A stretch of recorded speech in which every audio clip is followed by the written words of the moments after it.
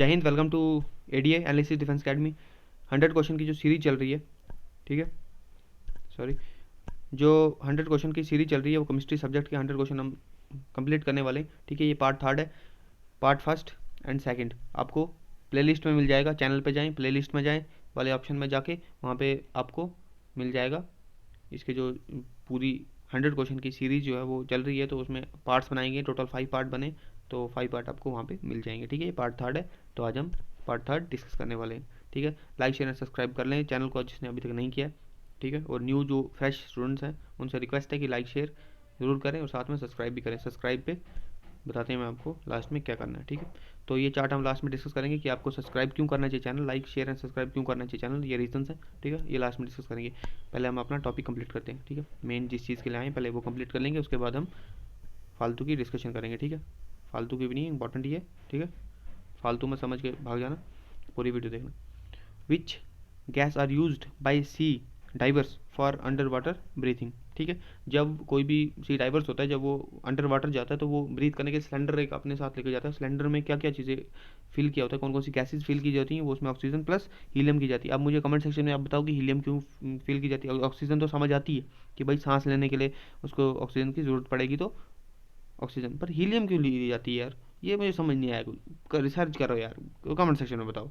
ठीक है, आपका काम है भाई, ये थोड़ा बहुत कर लो, फिर बताते हैं आपको। अगर नहीं समझ आया तो फिर हम आपको बता देंगे कमेंट सेक्शन में, और क्या हो सकता है। ठीक है, dash and dash gas are helpful for ripping of fruit.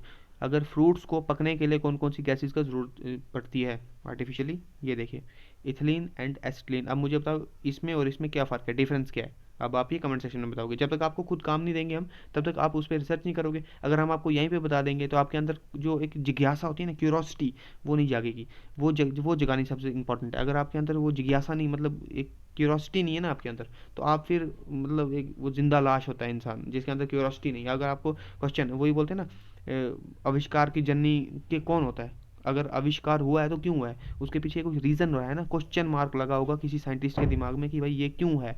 अगर एक मैटर है तो मैटर कैसे बना, इसका बेसिक जो फंडामेंटल क्या है। ठीक है, जैसे इंसान की बॉडी का फंडामेंटल यूनिट क्या होता है, वो होता है आपका सेल। ठीक है, वैसे ही जो होता है, अगर आपका सेल है तो सेल्स में क्या होंगे, सेल्स कैसे बना है। उसके बाद एक जो आपका वो क्या बोलते हैं, टॉपिक भी है शायद केमिस्ट्री का। ठीक है, स्ट्रक्चर ऑफ एटम, वो क्यों, मतलब उसके बारे में क्यों डिस्कस कर रहे हैं हम, एटम क्या चीज़ है उसके बारे में क्या डिस्कस कर रहे हैं। कोर्स हम स्टार्ट करेंगे, उसमें आपको इन डिटेल डेप्थ में जाके आपको समझाया जाएगा स्ट्रक्चर ऑफ एटम के बारे में। एटम क्या चीज़ है, उसमें किन कितने सब पार्टिकल्स हैं उसके, उसका मेन फंक्शन क्या क्या है, इलेक्ट्रॉन प्रोटॉन न्यूट्रॉन क्या चीज़ है, उनका काम क्या है। ठीक है, वो कोर्स में समझेंगे। तो अपडेट रहिए हमेशा, इस चैनल के साथ जुड़े रहें, ताकि आपके पास न्यू जैसे कोर्स हम लॉन्च करेंगे आपके पास नोटिफिकेशन आ जाएगी। नोटिफिकेशन आएगी कैसे, क्योंकि आप सब्सक्राइब करोगे तभी आएगी। तो इथिलीन और एसिटिलीन आपके अंदर क्यूरोसिटी है तो सर्च करो और यहाँ पे कमेंट सेक्शन में आके बताओगे। ठीक है, ये आपका क्लास वर्क है। जैसे कंप्लीट होती क्लास वैसे ही आप कमेंट सेक्शन में बता दोगे, सर्च करोगे, गूगल पे जाके सर्च करके या वापस आके यहाँ पे बता दोगे। ठीक है, इथिलीन और एसिटिलीन जो थी ये अलग अलग है या सेम ही है, और इनका फंक्शन क्या है, फंक्शन सेम है या डिफरेंट है। ठीक है, ये आर्टिफिशियली उसे पकाती हैं फ्रूट को, कच्चे फ्रूट को अगर रिप करना है तो उसको पकाना है, तो उसे उसे करने के लिए हमें आर्टिफिशियली ये गैसेज ज़रूरत पड़ती है, नेचुरल में होती है। समझ नहीं आई भाई, बताओ आप। ठीक है, और का हम बताते हैं आपको, बहुत सारी हैं अभी। The dash found in an ore is known as gang.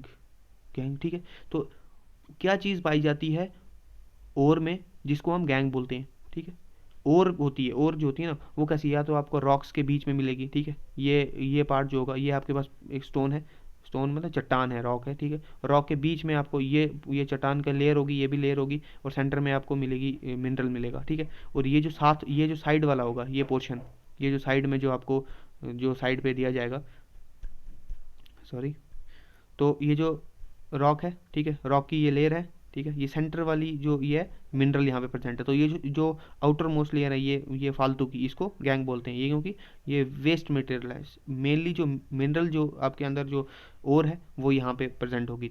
तो हम किसको बोलेंगे, इम्प्योरिटी को, जो ये साइड पे से इम्प्योरिटी है। ठीक है, इम्प्योरिटी। ठीक है, आयरन इज एक्सट्रैक्टेड फ्रॉम विच, और अगर आपको समझ नहीं आया कोई बात नहीं, जब हम कोर्स लॉन्च करेंगे आप वहाँ पे अच्छे से समझ पाओगे, और क्या होती है, कहाँ पे मिलती है और कैसे मिलती है, उसके बारे में इन डिटेल हम डेप्थ अच्छे से पढ़ लेंगे, ताकि आपको कोई किसी टाइप का भी क्वेश्चन आए तो आप टैकल कर जाओ।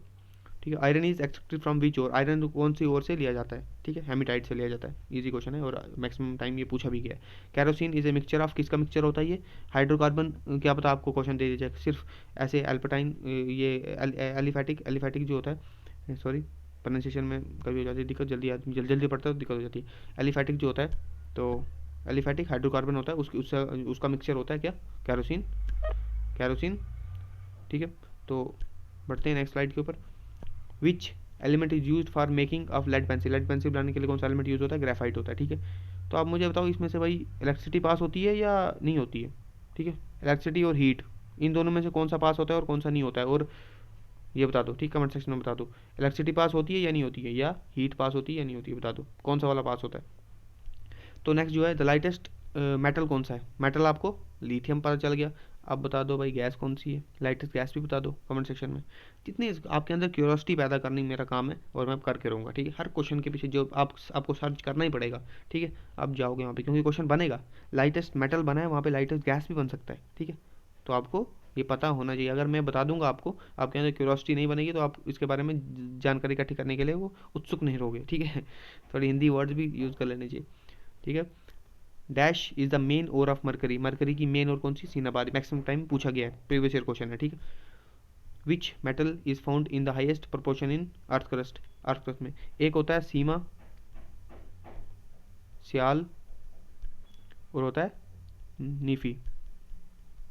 अब मुझे इसका मतलब बताओ कमेंट सेक्शन में कि सीमा का मतलब क्या है, इसका मतलब, और इसका, अगर जिस चीज़ को पता है, इंटेलिजेंट बच्चे हैं बहुत ज़्यादा, तो ग्रेजुएशन भी कर रहे हैं, मैक्सिमम बच्चे जो हो रहे हैं ग्रेजुएशन कर रहे हैं उनको पता होगा, ठीक है। सीमा का मतलब क्या है, अगर आपको पता है तो वो बताओ। अगर अगर पता है आपको तो आप ये भी बताओ कि जो अर्थ की लेयर्स होती हैं, जो जैसे आपकी क्रस्ट, मेंटल, कोर, ये जो होती हैं इनमें से सीक्वेंस में लगा लो, ठीक है। सीक्वेंस में लगाओ कि क्रस्ट में क्या पाया जाता है, मेंटल में क्या पाया जाता है, और आपकी कोर में क्या पाया जाता है। ये आपका होमवर्क है, आपका क्लास वर्क था, आप होमवर्क भी है, ठीक है।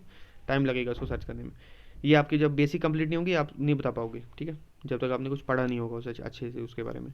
Which metal is found in the highest proportion in earth crust, earth crust में हाईएस्ट प्रोपोर्शन में क्या चीज़ मिलती है हमको, एल्यूमिनियम मिलती है। जैसे यहाँ बताया ना SiMa, ये क्या है, सिलिकॉन, मैग्नीशियम, बता दिया। अब भाई ये बताओ, अब इसके बारे में बताओ, ठीक है।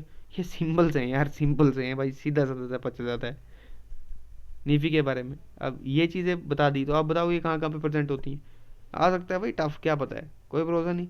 Mine explosion are mostly caused by mixing of air and dash, किसकी वजह से, कौन एयर में क्या चीज़ मिक्स होती है तो माइन एक्सप्लोजन होता है, ठीक है। वो मीथेन होती है, CH4, ठीक है, केमिकल फार्मूला ये याद रखना, CH4 methane. Next, what is the compound, अगर आपको वीडियो अच्छी लग रही है ना भाई लाइक कर लो, बस एक लाइक चाहिए आपसे, सिर्फ एक बार टच कर लो उसे, ब्लू कलर का हो जाएगा वो लाइक, तो वहाँ पे ऑप्शन जो ब्लू कलर का दिया है वहाँ पे वाइट कलर का है अभी, उस पर क्लिक करोगे तो ब्लू कलर का हो जाएगा, बस और क्या चाहिए। यही मोटिवेशन है भाई बहुत ज़्यादा, जब हमें भी अच्छा लगता है। What is the compound use to in nail polish remover, हाँ भाई आ गई नेल पॉलिश, नेल पॉलिश को रिमूव करने के लिए क्या चीज़ होती है, एसीटोन होता है भाई, एसीटोन दिमाग में फिट कर लो, ठीक है। जब भी कोई पूछे नेल पॉलिश रिमूव करनी है यार, चलो भाई कोई बात नहीं भाई, एसीटोन से कर लो, दिक्कत नहीं है, ईजी है। नेचुरल रबर जो होता है पॉलीमर ड्राइव्ड फ्रॉम कहाँ से होता है, आइसोप्रीन, आइसोप्रीन, ठीक है। नेक्स्ट जो होता है the coating on non stick cookware is of, किसकी होती है वो, ये बहुत लंबा नाम है, ठीक है। इसको पॉली, थोड़ा ब्रेक करके पढ़ते हैं क्योंकि आपको समझ में आए। पॉली टेट्रा फ्लोरो इथिलीन, पॉली टेट्रा फ्लोरो इथिलीन, इसका PTFE, ऐसे यहाँ पे या तो आपको ऐसे भी मतलब शॉर्ट फॉर्म में भी दिया सकता है या फिर पूरा ऐसे भी दिया जा सकता है, ठीक है।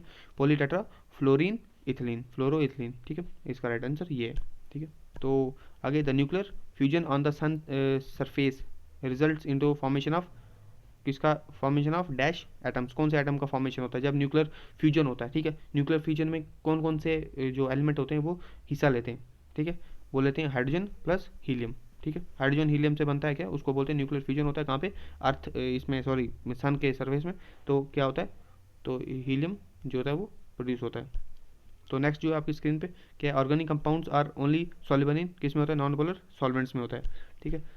नेक्स्ट, जो डीप में जाने की ज़रूरत नहीं है तो वहाँ पे जाता भी नहीं हूँ, क्योंकि अगर आप फालतू की चीज़ें पढ़ने लग जाओगे वो ज़रूरत नहीं है। तो यहाँ पे dash is also known as fool's gold, किसको बोलते हैं? आयरन पायराइड को हम फूल्स गोल्ड बोलते हैं, ठीक है। In an oxidation process, previous video में मैंने आपको ऑक्सीडेशन और रिडक्शन के बारे में बताया था, तो यहाँ पे देख लो, वहाँ पे इलेक्ट्रॉन के बारे में नहीं बताया था मैंने कि किस में रिड्यूस होता है किस में नहीं, यहाँ पे वो भी समझ लो, ठीक है। वहाँ पे मैंने क्या बताया था कि किस में ऑक्सीजन क्या बोलते हैं ऐड होती है और किस में रिमूव होती है, तो वो बताया था। यहाँ पे आपको इलेक्ट्रॉन्स के बारे में बता दिया जाएगा, ठीक है। ऑक्सीडेशन में क्या होता है, ऑक्सीडेशन प्रोसेस में क्या होता है, इलेक्ट्रॉन लॉस होता है, और रिडक्शन में क्या होता है, ऐड होते हैं, ठीक है।